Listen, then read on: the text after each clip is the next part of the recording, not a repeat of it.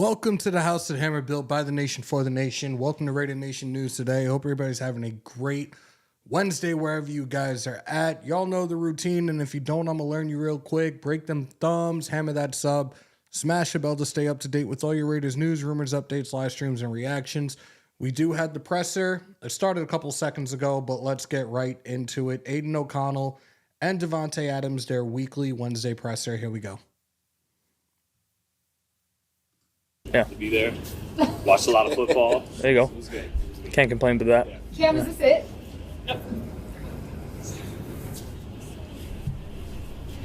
How do you prepare for a challenge like the Colts, a team that is overperforming and they're in a tight fight like you guys are for a playoff spot? Yeah, I think, when you get to this point of the year, everybody's fighting, been playing football for a long time. And so I think it's going to be a really good challenge for us. Another, back-to-back road game. So another game on the road.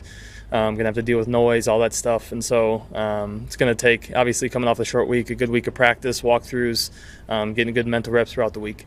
Being able to beat the Chiefs, does that elevate your confidence knowing that you beat the defending champions? And if you beat them, you guys can pretty much beat anybody you're facing, right? I think we try to take it as, try to worry about ourselves. And obviously it was a great win for us last week. But, I think if you just go based off results week to week, the NFL is so up and down.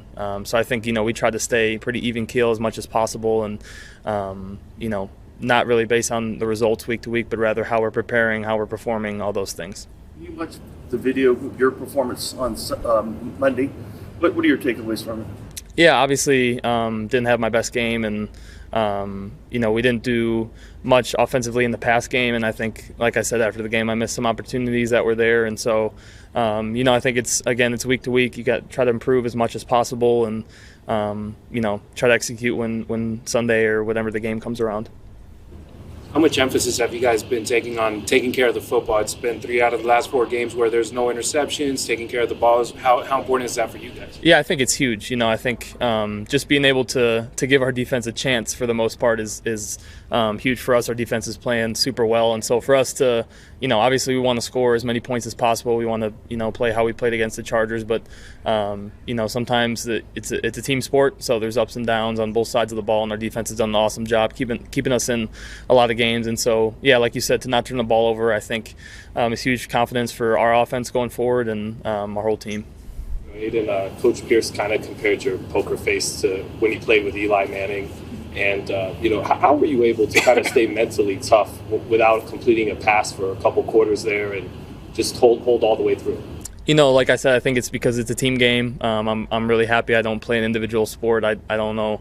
I wouldn't do very well. And so to have guys to rely on, I think, is a beautiful part of the sport we play. I think, if a team can win different games, obviously we want to win every game by a lot of points. But, there's been times this year where, all 3 phases have had to step up. And so, I think, just the confidence that the guys around me give me, I think is huge. I think, there's a sense that they understand how hard it is and what it takes to move the ball down the field as an entire offense. And so as we're maybe, stalling in a game like that, I think the guys stay confident. We understand that it's not just about, the last possession. You have to look at the big picture and try to execute as much as possible. So I think there's a lot of factors that go into it. I think for the most part, though, I have great coaches around me, great players around me that really help me try to, be the best player I can be. So, Aiden, to that point, with the defense playing the way that they're playing, does that take some of the load off of your shoulders in terms of not necessarily having to do too much? I think, again, we try to execute as best possible. I think, we don't go into a game thinking, our defense is going to bail us out here or there. Obviously, they have, and they've done an awesome job of that, and we're confident they're going to do that, obviously, because they've showed it. But we want to perform as best we can. I think individually and collectively as different units on the offense, and then as a whole group, I think, we want to challenge ourselves to score as many points as possible, but also be as efficient as possible, make good decisions with everything we do. And so, it's like I keep saying, it's a team sport. So you got to rely on each other sometimes, and that's what we've been doing. You've had a unique first season in the NFL. What is the biggest thing you've learned so far? Ooh, that's a good question. I think definitely how long the season is. I'll give you two. How long the season is one thing. There's been a lot of football played so far, and we still got more to play. And I think the other thing is how up and down everything is. I think week to week there's so much that goes into each game that requires to go out there and perform well. And so I think you have to work as hard as possible each day, each week to give yourself a chance when the game comes around. Have you thought at all about, kind of the juxtaposition of you with this franchise? This franchise has been known as the bad boys of the NFL, and you're this quiet, middle America, humble guy, starting, leading the charge at quarterback. Think about that at all?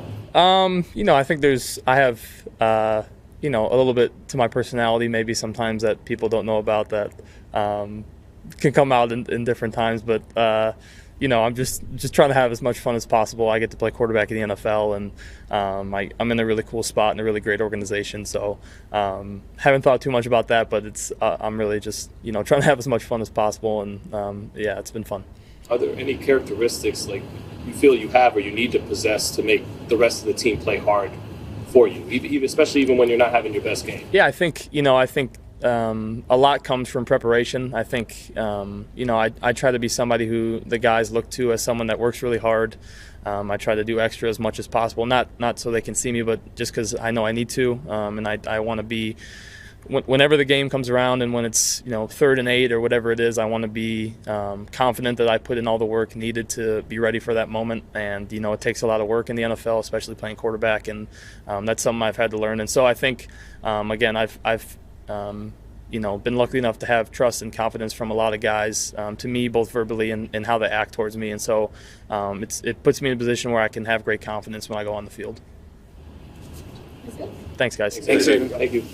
All right, there you guys have it. Aiden O'Connell. Now we're going to wait for Tay. We know how long that takes. So those coming on in, I appreciate y'all. Those that weren't around on Monday, happy holidays, Merry Christmas to you and yours.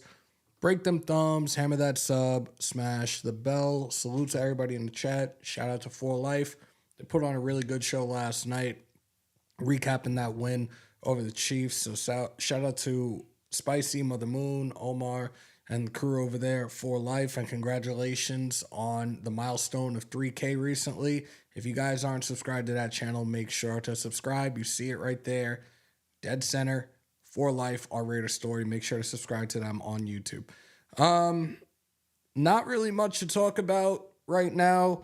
I take that back. There is some stuff to talk about. The Broncos have benched Russell Wilson for the remainder of the season. Jarrett Stidham will start their last 2 games. As it stands right now, when it comes to Russell Wilson, they're doing it to protect him pretty much.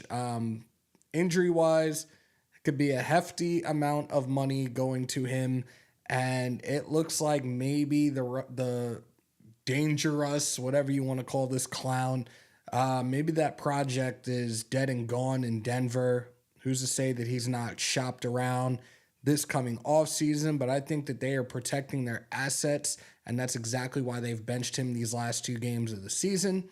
We signed a tight end. Let me get this info up. I know he was a 5th-round pick, and he played with Pittsburgh and was on the practice squad with the Bengals. Let me get this up real quickly. I just literally came through the door, guys, so I apologize. Where is it? I saw it before. Where the hell is it? And now I don't see it. I'm sorry. Here we go.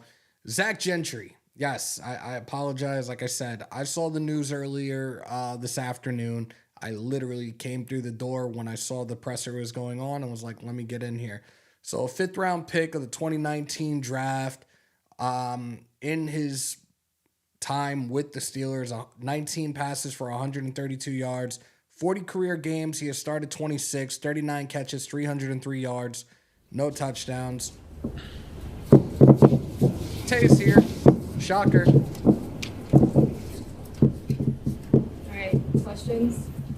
Well, it feels like you guys are trying to chicken to the point where everybody can rely on everybody. Offense, defense, offense. Everybody's picked each other up at various points. How good a feeling is that for a team, knowing that everybody's got each other back? It's a great feeling. I mean, it's definitely the intention of the team. Pretty selfless team. A lot of great players, obviously, and I think we're starting to learn how to play together. All units together. We just gotta still just figure out a way to play better on offense. Our defense is playing really well right now, carrying the team, and our special teams has been lights out this year. So we just got to find a way to be more consistent, just so we can, we don't end up being that weak link of the squad. Especially with the talent that we have. So just finding a way to be more consistent.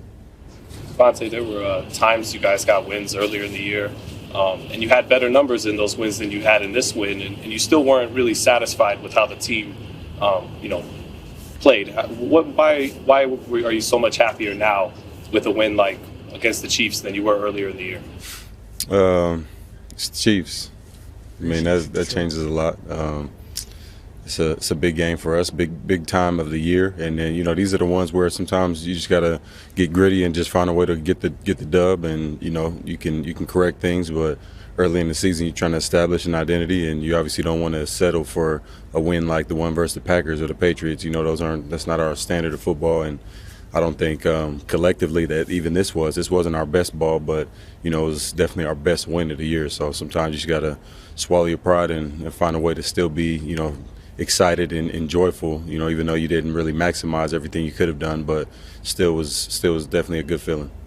Being able to beat the defending champs, does that just show you guys, like, hey, any given Sunday, you guys can go and get that result and potentially win out? Yeah, I mean, I've been saying that all year. It don't really matter who we are playing. This team in particular, it kind of just depends on who we go out as, that day. That's how football is in the NFL. It's not about how good you are, it's about how good you play. So, you can be the best team in the world, which is, they have been for quite a bit of time now, but they weren't on Monday. So that's how it works. Do you give yourself a little time to look at what the various scenarios are? I mean, you guys have played your way into a position where, there's things out there to play for now. I mean, you hear about it, but I don't really get too focused on that. If it, especially when it's a situation where, we most likely have to win all the games. You can't get too focused on all that other stuff because, if you start worrying about what other people are doing, if you win a game and it's the last game of the year and then you want to watch and see, if a team beats a team to help you out, that's one thing. But I think just being focused in the moment is what got us to win, our last two. So we just got to stick to that formula. Periphery stuff, victory cigars, all that stuff. But preparation-wise, what difference has Antonio made football-wise, just a day-to-day basis football-wise? I mean, everything we do, we do it with a purpose, and it's you can tell him being a former player, he's not really into all the extra stuff just to do it. It's all very intentional, everything that we do, and the mindset that he brings. Having a certain coach sometimes can just allow certain players to realize their full potential and continue to go and be who they're supposed to be. And I think you can see it with our defense the way they're running around now. We got a lot of guys that have made some plays this year, but when you watch the way that those guys were competing to get after the ball carrier in that game, it's just definitely different than it was before. So, having him leading those guys out there and, sharing a few words, stories, whatever, it's clearly paid off. He talks about being a Raider, embodying that Raider spirit, talking the talk, all that. But you also look at the fact that you guys are the least penalized team in the NFL. It just feels like there's an understanding amongst players. Yeah, freedom still comes with some responsibility. Yeah. It's not just being free and being crazy out there, but doing it responsibly. Yeah. Do you feel like he's tapped into that? Yeah, I mean, he's just preached it. He's preached for guys to play fast, play, with their hair on fire and playing instinctually and rather than playing scared. I don't really see anybody moving around timid out there like how it was before. So, that makes a huge difference in the way you're allowed to execute and you do things. And typically, if you're in control and you're playing as fast as you can, it's going to be to your advantage, and you're not going to end up playing with penalties and holding and a lot of the things that we struggled with last year or earlier on in the season. So just the way you talk to your guys is a useful tool, and he's done a good job with that. There was a lot of talk in the media about how well the team performs on Christmas Day will have a lot to do with Antonio keeping the job going forward. How much did that play a factor in your head, with giving that extra effort, and how much do you think it played in the team's head to go out there and play for him? Yeah, well, I think it's just more about I don't know if the team's like, oh, let's go and ball out for AP to get the job. You know, that's not really the thought process of the guys, but it's more about playing as hard as you can for the man himself, and then, you know, those things kind of work themselves out. So it definitely gave him a better shot, and I'm definitely rooting for him. I mean, I love the guy, I love what he's brought, his mentality, his you know, his passion for the game is undeniable. You can see it every single day. His evolution as far as even speaking to the team and just the head coachness of the deal is something that you kind of got to learn and kind of come into your own. Same as being a captain on a team or, you know, a leader on a football team. You gotta learn the way to lead men, and he's done a great job of that. And he's been ever since he spoke to us when we had our little deal before Josh left. You know, he left a lasting impression on everybody, definitely me, and I think we connected from that. Monte, take us inside the huddle as one of the leaders of this team. How do you handle when the team or the offense isn't moving the way it's supposed to? Do you say something? Do you not say something? Does it differ from game to game? How does that work for you? Yeah, it's not the same every time. You know, you kind of depends on what it is. You got to read the room too, see where everybody is mentally.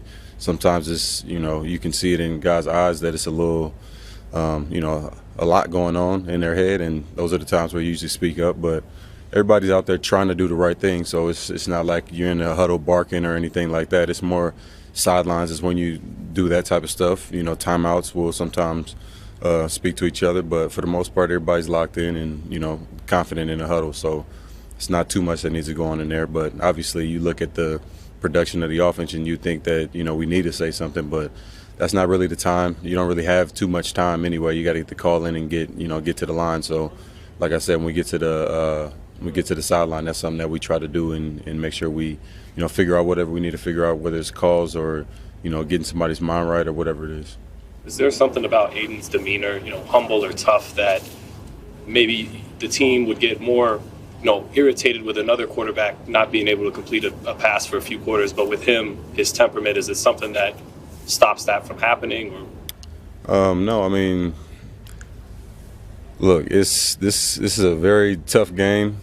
This was a weird game in itself, and it's something that, I mean, what is it going to do? The best quarterback or you know, most experienced or most inexperienced, it's not going to help getting out there and putting extra pressure and showing frustration or coming down on somebody. So regardless of what his temperament is like or his personality, that has nothing to do with it. We just doing what's best for any quarterback and trying to be the best teammates that we can to, you know, help a young, inexperienced guy who's trying to, you know, playing against one of the best quarterbacks, you know, the game has seen. It's not going to be an easy matchup. So we try to do the best job we can of, you know, keeping his mind right and making sure he stays confident even when it's, you know, tough times like that. And, you know, he didn't draw it up the way that it ended up, but, you know, we got the dub, so it's something that we can learn from and move on.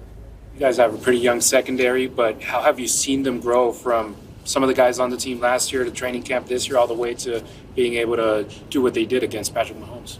Yeah, man. I mean, it's a bunch of dogs out there, and when you got some dogs, whether you're young, old, or in between, it kind of doesn't matter. You know, you got to just turn it on, and as long as you're confident out there flying around and playing that position, I mean, other than quarterback, it's probably the most difficult position to play out there. So proud of those guys in the way they've been flying around and you know, tackling, catching the ball, and scoring touchdowns, helping us out too. So, you know, we all work this thing together. All good? Thanks, Tatum. Thank you. Thank you.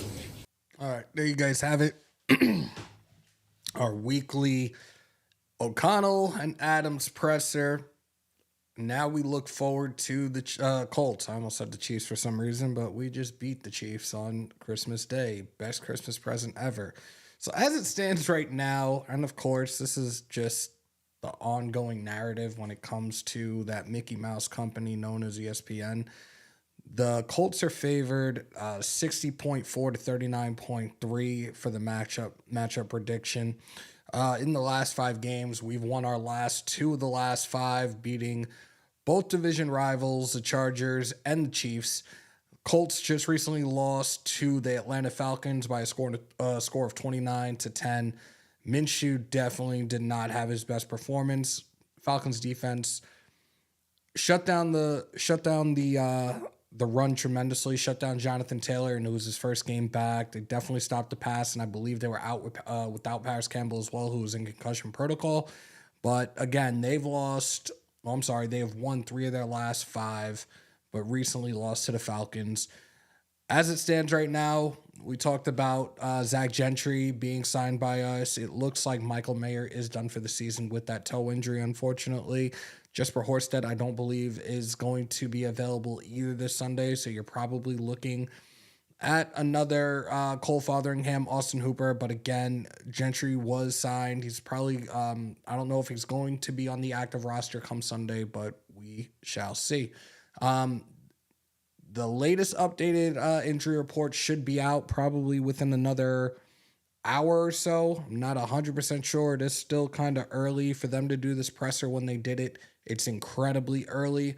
So I'm expecting the injury report to probably be out in about an hour and a half at best. I will take a quick look on Twitter just to double check. Like I said, it's definitely weird. Like the last couple of weeks with these pressers for O'Connell and Tay have been various times definitely not normal. They had one at 7:30 Eastern time. I think that was 2 weeks ago. And now it's only 3:49 here on the East Coast. Normally they go a little bit later than this. So let's take a look and see if anything is out yet. I'm going to check with some of the guys that I follow and see if we have anything up yet. And we don't. So like I said, probably another hour and a half, there will be an injury report up. And if anything, I will be sure to post it on my social media platforms, and I will put the socials on the screen for you guys to see. There it is on the bottom of the screen. If you guys want to follow, if you haven't followed, Instagram, hammers.house, X, it's hammers_house, just to stay up to date with all your Raiders news and rumors as they happen. And I appreciate each and every single one of y'all that are in here. I know it's not much right now. My brothers in Mount Shieldmore are on together right now, Graph and Wasted. I'm going to wrap this up. We've been on almost a half an hour. Like I said, I was only on here for the presser. You guys know I do the pressers all the time. So if anything, go on over to either one of these channels, Raider Nation Unlimited featuring Wasted Talent, or the Oak Las Vegas Network. Let them know Hammer sent you. Flood either one of those chats that I sent you guys over there on your way out if you haven't already. Break them thumbs, hammer them subs, smash the bell to stay up to date with all your Raiders news, rumors, updates, live streams, and reactions in the house that Hammer built by the nation for the nation. Raider Nation News Today. Continue to stay safe. Most importantly, be kind to one another. COVID is back on the rise. Remember to wash your hands and your asses. And as always, win, lose, or tie, Raider Nation till I die. Till next time, y'all. Peace, love, and positivity. I'm outro.